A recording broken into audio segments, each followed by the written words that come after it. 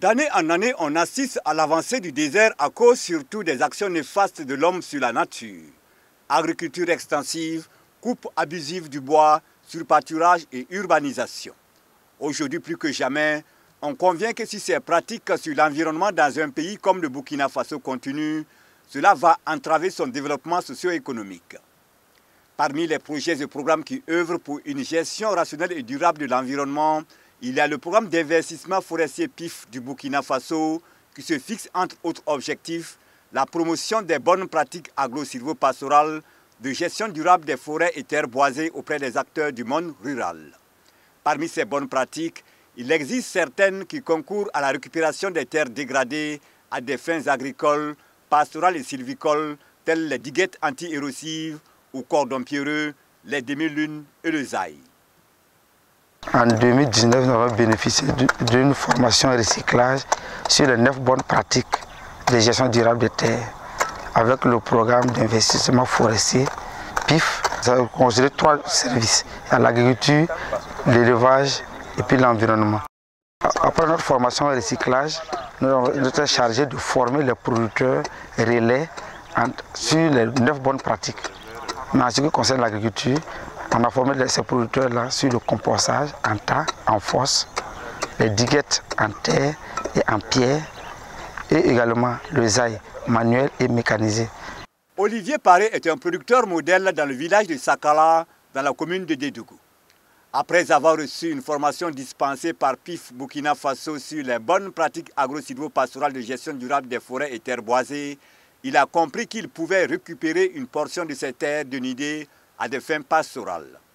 Il se fait accompagner par un technicien de l'agriculture chargé de lui montrer l'itinéraire technique. Nous voici sur le terrain totalement dénudé que notre producteur veut récupérer pour produire du fourrage à travers les techniques de cordons pierreux végétalisés, de zaï et de demi-lune. Il est important de maîtriser et respecter l'itinéraire technique de chaque pratique. Pour la technique de récupération à travers les cordons pierreux végétalisés, nous avons 3 systèmes. Le système pierre dressée, le système pierre alignée et le système 3 pierres. C'est ce dernier système qui sera retenu pour la démonstration parce qu'il bloque mieux le passage de l'eau et est beaucoup utilisé dans la zone. La végétalisation se fera avec des souches d'Anthropogon gaianus. Avant le début des travaux, il faut acheminer des pierres ou moellons en quantité suffisante sur le site, ainsi que des souches d'Anthropogon gaianus et du matériel nécessaire tel le triangle à pente, la pioche, la pelle, etc. L'itinéraire technique comporte les étapes suivantes. Étape 1, prospecter le relief pour déterminer le point le plus haut de la zone à aménager. Pour démarrer, nous avons d'abord déterminé la plus grande pente même de tout le site. C'est pour ralentir la vitesse de l'eau. Donc nous allons maintenant placer le cordon de là. Et ça consiste à bloquer, à ralentir la puissance de l'eau. Étape 2, déterminer les courbes de niveau à l'aide du triangle à pente et matérialiser les points de dépôt. Pour déterminer le courbes de niveau, nous allons utiliser cet appareil qu'on appelle le triangle à pente. Donc ici, ça c'est le cadre même du triangle, comme ça. Et c'est avec un niveau à haut. Voilà, c'est le même niveau que les maçons utilisent. Parce que quand on prend d'abord le premier point là, nous allons regarder le niveau de l'eau. Quand on a maintenant le niveau de l'eau se trouve au centre, ça dit que donc le truc est stable. C'est stable. Et ce point maintenant, nous allons placer une pierre à côté. Voilà. Ainsi de suite. Ça dit que sinon, trouver par exemple ici, ça c'est bien stabilisé. Donc ce point, nous allons maintenant placer un premier point ici. On soulève maintenant là, on bouge, voilà, on bouge, voilà, c'est comme ça, on bouge, Attention, pour rechercher le deuxième point. On doit maintenir ce point et basculer maintenant pour chercher le deuxième point. C'est ça. Voilà.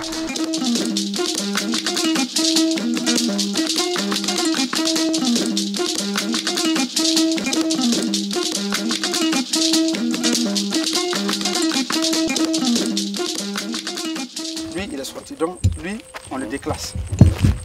On va le déclasser. Oh. Lui aussi, on va l'enlever. Voilà. Donc, on aura Tu as vu? cette ligne. Étape 3, ouvrir un sillon d'ancrage d'environ 10 à 15 cm de profondeur et 30 à 35 cm de largeur. Nous avons placé la ficelle pour aligner les pierres. Donc maintenant, nous allons maintenant creuser l'ancrage. L'ancrage là. Donc comme la largeur, c'est de 30 à 35. Donc ici, nous allons prendre maintenant 30. Donc ici, comme la corde, la corde sera le milieu de notre ancrage.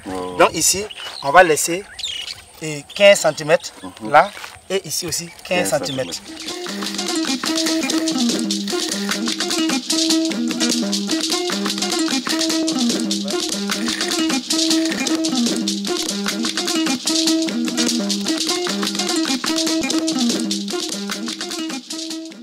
Étape 4, disposer dans le sillon 2 rangées de grosses pierres écartées de quelques centimètres.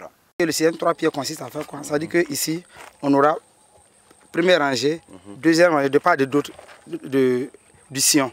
Et maintenant, troisième rangée maintenant au milieu. Donc nous allons d'abord mettre les premiers alignements.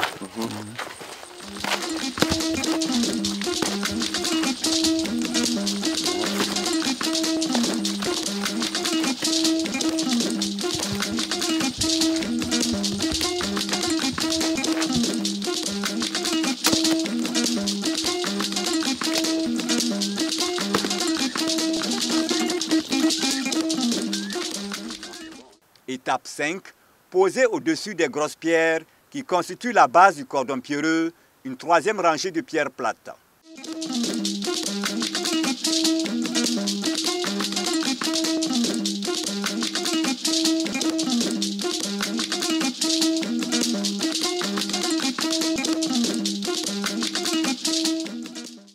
Étape 6, bourrer l'intérieur creux avec de petites pierres. Quand tu regardes entre les moellons, en tout cas il y a des espacements. Donc on doit casser maintenant les petits moellons, insérer maintenant.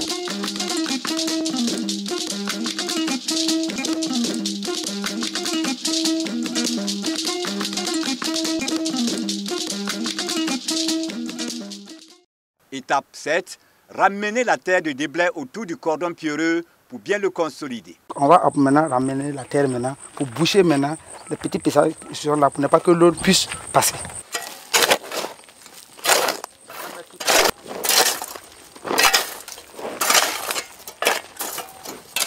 Étape 8, repiquer les éclats de souche d'Anthropogon gaianus en amont le long du cordon. Nous allons utiliser maintenant l'Anthropogon gaianus qui en tout cas a 3 rôles. Le premier rôle c'est pour consolider la diguette. Le deuxième rôle, on peut faucher en tout cas l'Anthropogon en tout cas pour nos animaux. Le troisième rôle, en tout cas, ça peut aussi utiliser comme séco. On va maintenant détacher les souches là. Voilà. Donc ça, l'éclat de souche.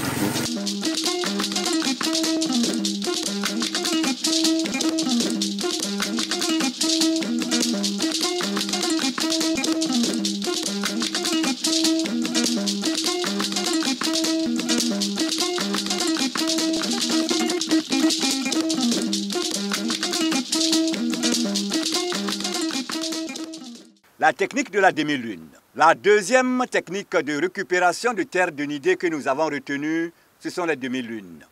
Elles doivent être réalisées obligatoirement en aval des diguettes qui serviront de structure de protection pour freiner les crues et protéger ainsi le site contre les ruissellements forts et les transports de terre par érosion lors des grosses averses. La mise en pratique des demi-lunes comporte 6 principales étapes qui sont: étape 1, détermination de la plus forte pente du terrain à l'aide d'un triangle à pente.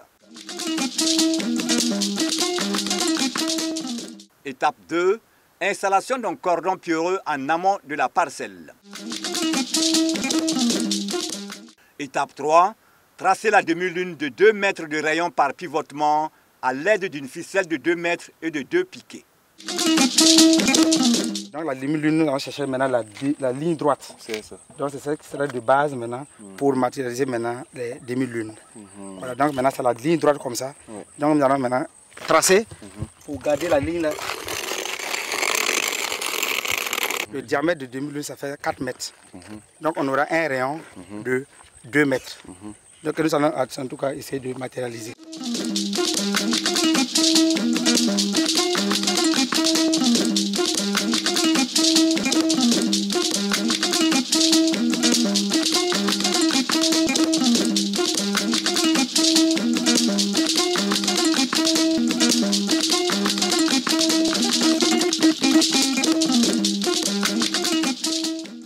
Étape 4.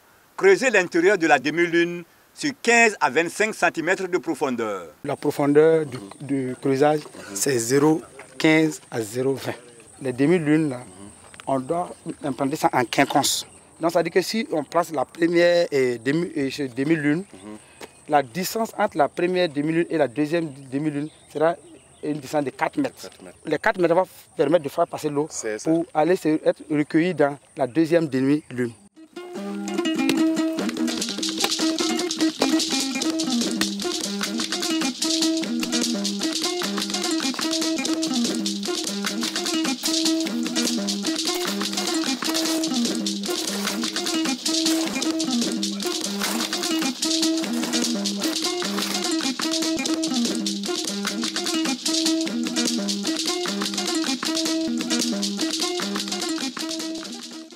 Étape 5.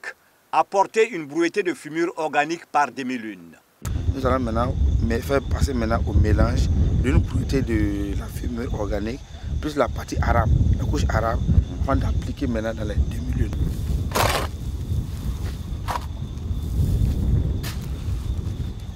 La combinaison de la fumure organique va en tout cas accroître notre rendement en 15 à 25 fois, plus que la demi-lune non amendée. Donc l'effet de la fumure organique ici est très important. Une fois qu'on a mélangé maintenant la fumure organique avec la couche arabe, nous allons maintenant remettre maintenant la terre maintenant sur la partie décapée.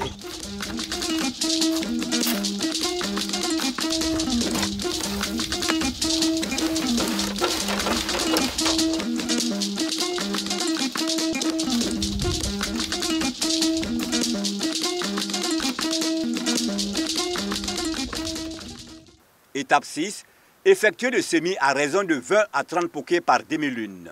Après une très bonne pluie hier nuit, nous sommes là pour les semis. Nous allons s'aimer en tout cas les variétés fourragères. Nous avons comme légumineuses que nous allons mettre dans les demi-lunes la variété 11P, voilà le niébé fourragé. Par hectare, nous avons en moyenne 312 à 417 demi-lunes que, en tout cas, il est conseillé. Voilà, le nombre de pokés est de 20 à 30 dans les demi-lunes.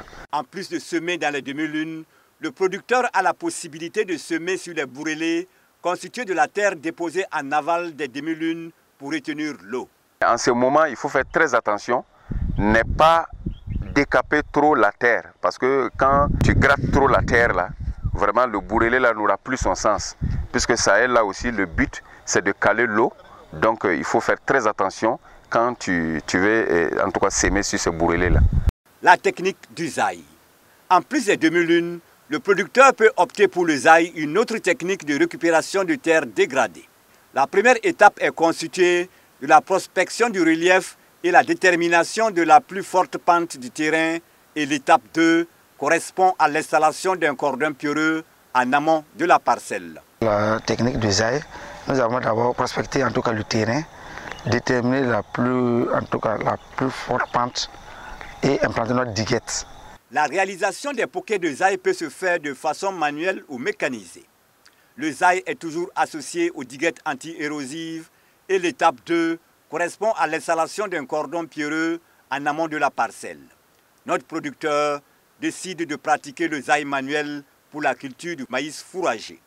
Étape 3, matérialiser les trous de zaï. Pour la mise en œuvre de la pratique, nous avons préparé les pokés à creuser en fonction des écartements préconisés pour la spéculation par rayonnage croisé. Une fois qu'on prend notre diguette maintenant, nous allons placer maintenant les poquets, les ailes là, en aval maintenant la diguette, afin que le lot de ruissellement sera maintenant amorti par maintenant notre diguette et pour favoriser l'infiltration maintenant de l'eau de ruissellement dans les poquets des ailes. Maintenant, comme l'eau circule comme ça, on doit planter maintenant les trous des poquets là perpendiculaires à l'eau de ruissellement. Donc, on va chercher d'abord une ligne droite afin de maintenant d'implanter le reste maintenant des poquets.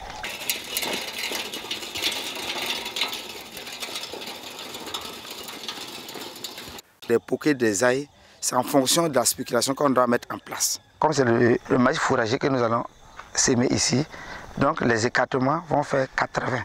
Donc 80, puisque nous avons notre rayonneur qui fait les 80. Ça c'est 80, ça c'est entre les lignes. Donc ici, nous avons les 40 entre poquets. Donc nous allons faire un passage, tracer les 40. Maintenant, faire le croisement avec les 40 cm.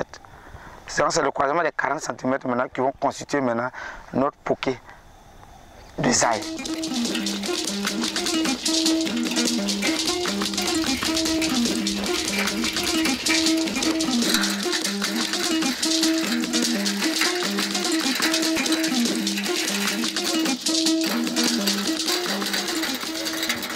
C'est le point d'interception entre 80 et 40 maintenant quand on va matérialiser les poquets. Donc les poquets sont pas de 15 à 30. Donc quand on voit ici on est autour de 20. Donc c'est dans la fourchette. On va maintenant matérialiser le poquet. Étape 4. Creuser au niveau des points d'intersection des poquets de 30 à 40 cm de diamètre et de 10 à 20 cm de profondeur.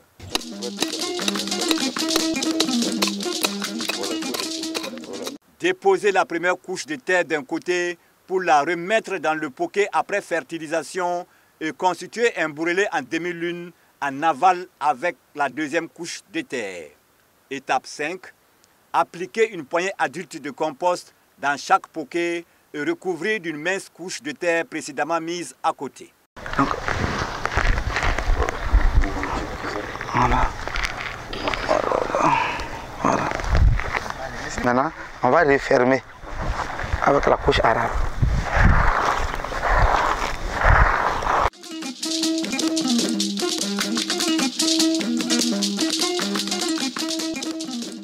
On ne doit pas carrément remplir le trou. Voilà, donc on doit sentir un creux. L'eau, voilà, puisse s'infiltrer. On va attendre maintenant, plus grande pluie maintenant, et maintenant venez maintenant s'aimer maintenant.